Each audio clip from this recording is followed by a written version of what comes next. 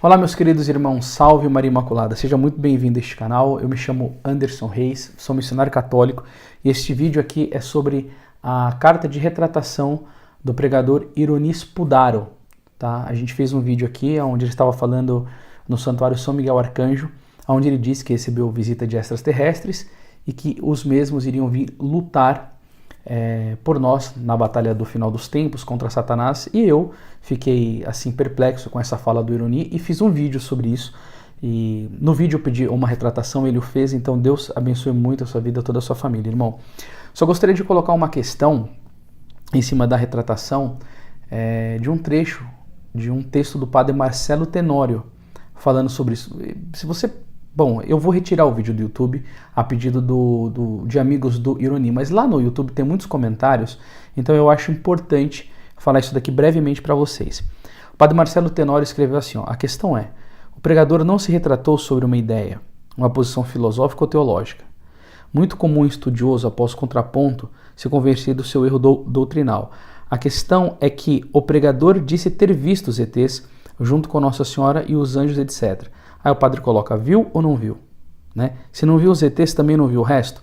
E aí tem mais algumas coisas que o padre Marcelo Tenório colocou.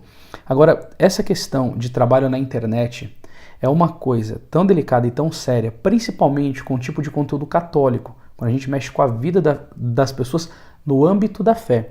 Porque no meu próprio canal no YouTube, houve os comentários assim, a Carolina de Fátima Costa Rosa diz, eu não rejeito, porque teve uma hora lá que o Ironi falou da profecia, eu falei, eu rejeito isso na minha vida.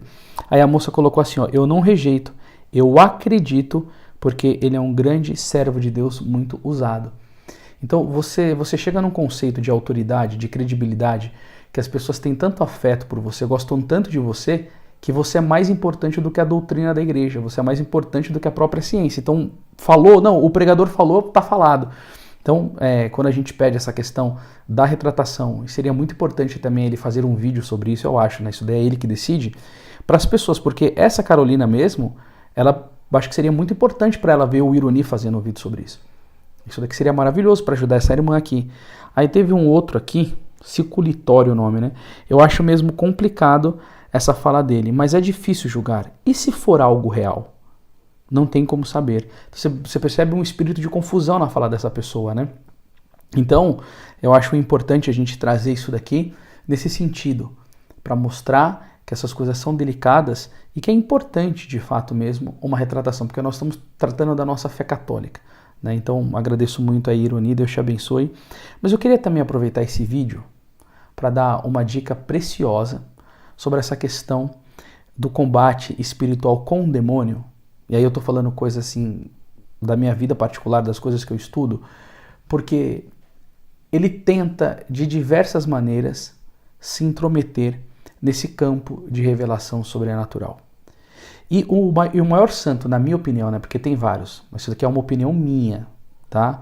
Eu acho que o maior santo que contribuiu com isso dentro da igreja, na questão do discernimento dos espíritos, porque é esse dom que a gente precisa para entender essa voz que vem na minha cabeça, é uma coisa de Deus, é uma coisa do diabo, porque, gente, eu não sei se vocês sabem, mas teve santos como Padre Pio, como Santa Margarida Maria Alacoque, como Santa Gema, que o demônio se materializava para eles em forma de Nossa Senhora. Né? Para Santa Gema ele se manifestou em forma de Jesus crucificado.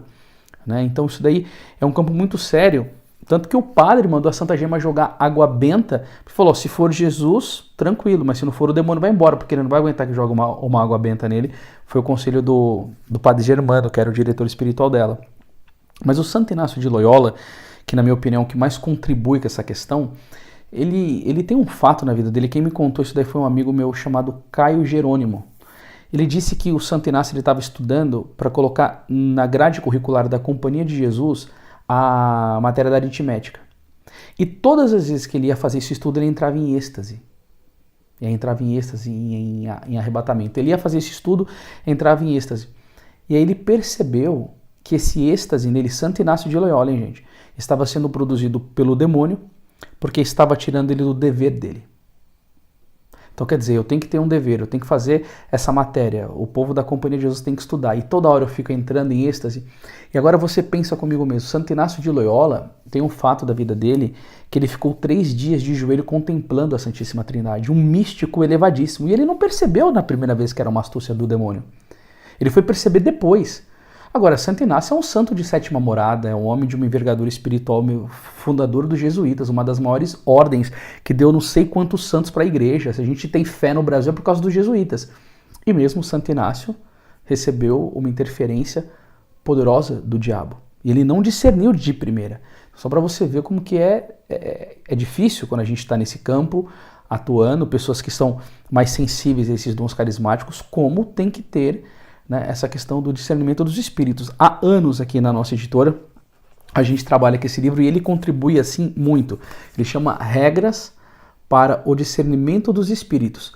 Inclusive ele vai ensinar nesse livro, quando vem uma emoção na sua vida, um pensamento na sua cabeça, como você vai saber se o que está se comunicando com você, isso daqui é a voz de Deus mesmo? É nosso Senhor Jesus Cristo realmente que está falando comigo? É a voz do doce Cristo? Ou é um pensamento aleatório meu que surgiu? Ou pode ser até uma comunicação do diabo, um engano de Satanás. Esse livro aqui, nossa, teve uma época assim que a gente vendia muito porque as pessoas têm desejo de saber isso. Acho que eu vou até colocar o link para vocês, Regra para o Discernimento dos Espíritos. E nesta obra, o autor conta uma história muito interessante de uma mulher chamada Madalena de Santa Cruz. Isso daí aconteceu na época de Santa Teresa d'Ávila. E ela era uma mística, escuta só. Chegava a voar a Eucaristia do altar para ela, estigmas, dons de profecia, dons de cura. E um padre olhou para ela, para Madalena de Santa Cruz, e falou assim, essa mulher não tem virtudes o suficiente para ter esses carismas todos. Na época, os bispos perguntavam para ela acerca de profecia, consultavam com ela. E esse padre que percebeu isso, ele repreendeu o diabo na vida dela. Ele determinou que Jesus Cristo expulsasse, que toda a manifestação preternatural, extraordinária, cessasse. E ele teve esse entendimento que o diabo estava fazendo alguma coisa na vida dessa mulher. E sabe o que aconteceu? Cessou. Mas o mais interessante é que depois a Madalena de Santa Cruz, ela confessou. Ela confessou que ela fez um pacto com o diabo na adolescência para obter visibilidade. Visibilidade, sucesso dentro do ambiente eclesiástico, ou seja, dentro da própria igreja.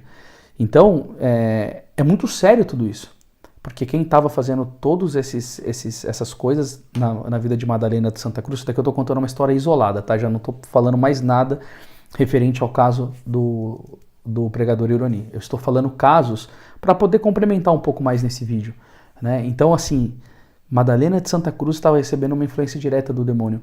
E como que a gente faz para a gente vencer isso daí? Cara, tem 2 frases aqui nesse livro que eu vou deixar ela para você, que já vai poder dar uma ajuda. Olha aqui o que São João da Cruz vai dizer, ó. Todas as visões, revelações e sentimentos celestes, vai dizer São João da Cruz, doutorzaço da igreja, não valem o menor ato de humildade. A humildade tem os efeitos da caridade. Tanto que isso é verdade, que Jesus disse, na verdade foi Deus Pai, né, para Santa Catarina de Sena, sabe, minha filha, o que é e o que eu sou? Se aprenderes bem essas 2 coisas, será bem-aventuradas. Olha o que ele disse para ela, tu és a que não és, e eu sou aquele que sou. Nunca o inimigo te iludirá se souberes bem disso, e obterá toda a clareza, toda a verdade e toda a graça. E o que ele disse que ela é? Tu és aquela que não é. Então, a partir do momento que a gente está nesse campo da Santa Igreja, ou pessoas que têm esses dons elevados, entender sobre essa virtude da humildade, tu é aquelas que é. Eu sou um nada. São Francisco de Assis dizia, o homem é o que é diante de Deus e nada mais. O que o homem é? Gênesis capítulo 2, versículo 19. Lembra que tu és pó e ao pó tu irás retornar. Então a gente sempre precisa se humilhar diante de Deus. Senhor, me dá a sua graça. Eu não sou nada. Usa-me, Senhor, como um vaso na mão do oleiro. Usa-me para a tua glória. Usa-me para engrandecer-te. Mas sempre lembrando aquilo que dizia São João Batista, que ele cresça e eu diminua. João 3,30, que ele cresça e eu diminua. Muito bonito quando Santa Teresinha do Menino Jesus falava. A nós o trabalho é Jesus o sucesso. Então, assim, Deus quer derramar carismas na igreja, essas coisas todas, mas aí tem essas lutas espirituais e nós precisamos de quê?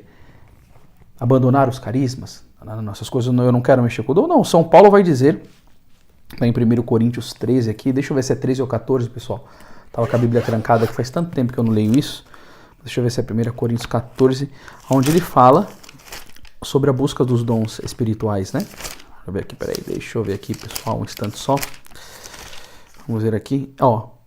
Empenhai-vos em procurar a caridade, aspirai igualmente aos dons espirituais, mas sobretudo ao da profecia. Então ele diz para aspirar aos dons espirituais. Isso daqui é 1 Coríntios 14, isso daqui é valor da Sagrada Escritura.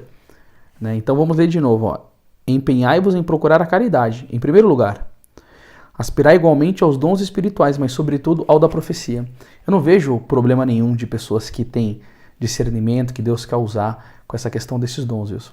Não tem nenhum problema, porque eu mesmo já tive a graça de contemplar a graça de Deus através dos dons espirituais, tá?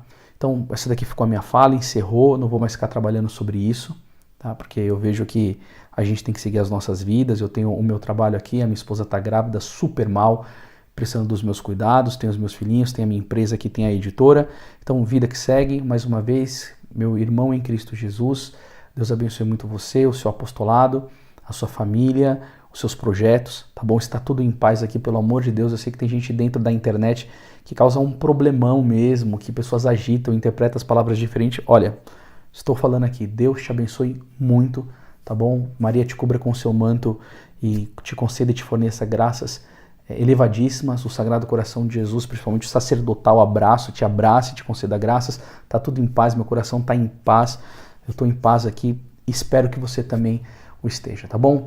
Então, pessoal, a gente encerra por aqui o vídeo. Amanhã a gente vai retomar as lives, né? Como eu tô falando com vocês aqui, que é meu público que me acompanha. Eu estava com Covid, já estou bem melhor. Então amanhã eu me sinto seguro para pegar mais 2 dias de live, vai ser muito bom. Venha junto conosco. E os links dos 2 livros que eu mostrei, se vocês se interessarem, porque eu acho que são coisas que ajudam muito nessa matéria, estarão aqui embaixo, tá bom? Pessoal, beijo no coração de vocês. Salve Maria!